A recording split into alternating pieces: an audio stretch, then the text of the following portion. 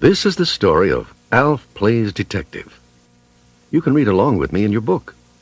You will know it is time to turn the page when you hear the chimes ring like this. Let's begin now. It was after midnight, and Alf had just finished watching a detective movie. He sauntered out onto the back porch, dragging a sack of potatoes. Ha! Good movie! I love late-night TV. Now for a few cold spuds while I wait for the morning paper. Alf was settling in when he noticed an eerie, pulsating light coming from a house down the street. Whoa! A mystery right here in my own neighborhood. Oh boy, the old Alfer gets to do some investigating. Alf crept through a back alley and hid behind some bushes next to the mysterious house. When he peeked out, the windows were dark. Hey, that's weird. The blinds are drawn, and the lawn needs some serious mowing. This place looks deserted. Alf had just about decided he'd been imagining things when another flash of light caught his eye. There it is again! It's coming from inside the garage. He slid silently along the garage wall to a position beneath a high window. Steady, Alfer. The answer to your mystery's right inside that window. If you can just climb up high enough to see in. Hey, what's that over there?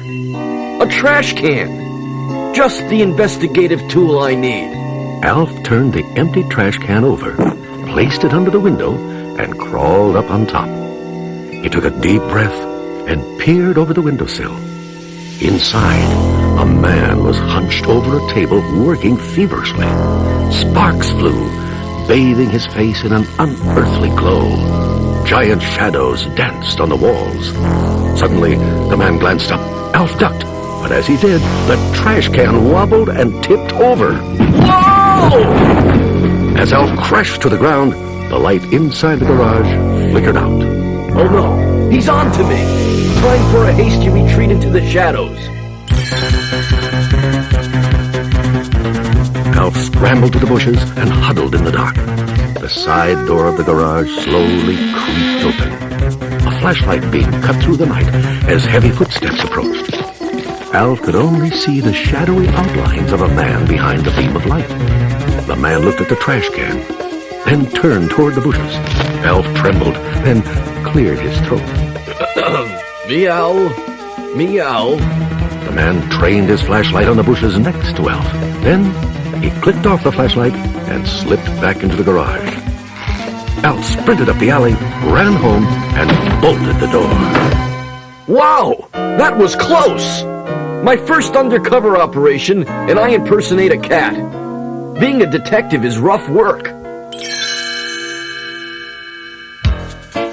At breakfast the next morning, Alf told Lynn and Brian about his late-night adventure.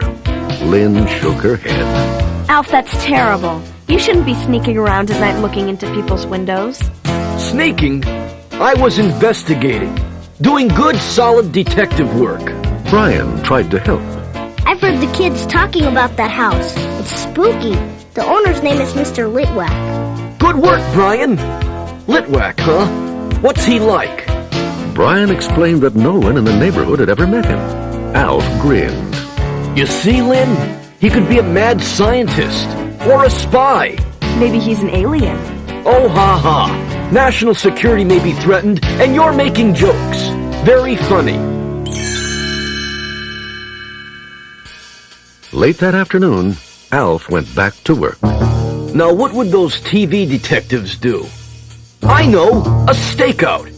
It's where you hang around eating stale sandwiches and waiting for something to happen. Let's see. I'll need bologna, salami, liverwurst, a loaf of rye. That should hold me for the first 5 minutes. But then what? Hey, I've got it. Brian has an instant picture camera. I'll borrow it and get all the proof I need. Alf stationed himself in the weeds outside Litwack's house. He polished off the sandwiches, then crawled through the grass, taking pictures of everything in sight. Just then, an unmarked van pulled up to Litwack's house. The driver left a package on the doorstep and sped away. Alf snapped a few pictures and chuckled to himself. Very clever, Litwack. Secret deliveries in broad daylight? That may fool some people, but not the old Alfred. Alf found a comfortable spot behind a tree and settled down to wait. The next thing he knew, the sun had set. Well, where am I? What time is it? 9 o'clock. I've been sleeping for 4 hours. He looked at the doorstep. The package was gone. Then he noticed something else. Footprints. And they lead right to Litwack's garage.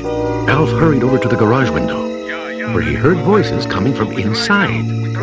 It sounds like someone with a foreign accent. Russian, maybe. Alf raced home. As he burst through the door, he tripped over Lucky the cat, and his pictures scattered. Lynn and Brian heard the commotion and came over. Lynn looked at the mess. Alf, what is all this stuff? It's evidence. Proof positive that Litwack is a spy. And get this, Lynn. He got a secret delivery, and then I heard him talking to somebody who had a Russian accent. Lynn took Alf by the hand. Alf, a lot of people get packages every day, and a lot of people speak with an accent. It doesn't make them spies, you know. Oh, yeah? Then explain this picture. Lynn examined the photo. It's blank. Of course it's blank. It's the side of the unmarked van. Brian picked up a handful of photos. Alf, I can't tell what any of these pictures are. Hey, I had to take them from undercover in the tall grass. That's all the more proof. It's a well-known fact that spies are so busy spying, they never have time for yard work. Lynn gathered up the photos and handed them back. I'm sorry, Alf, but the only thing the pictures prove is that you're getting carried away with this detective business. Lynn and Brian said goodnight and went upstairs to get ready for bed. As Lynn entered her room, she glanced out the window. She ran to Brian's room. Put your shoes back on. I just saw Alf heading for Mr. Litwack's again. Brian looked out the window. No wonder Alf went over there. Something's going on in Litwack's driveway. Do you think Alf could have been right? I don't know, but let's hurry. Down the street, Alf peered through the bushes as Litwack unloaded the back of his car, carrying box after box into the garage. Alf crawled closer and tried to grab some evidence out of the trunk. As he reached inside, someone tapped him on the shoulder. Ah! Quiet, Alf. It's only us. It was Brian, with Lynn behind him. Hey, you guys, glad to see you finally joined me. You're just in time to help me nab old Litwack. Just then, the garage door swung slowly open. Alf dove into the bushes, but Lynn and Brian were frozen in fear. A shadowy figure emerged. Who's there? Lynn hesitated, then moved forward.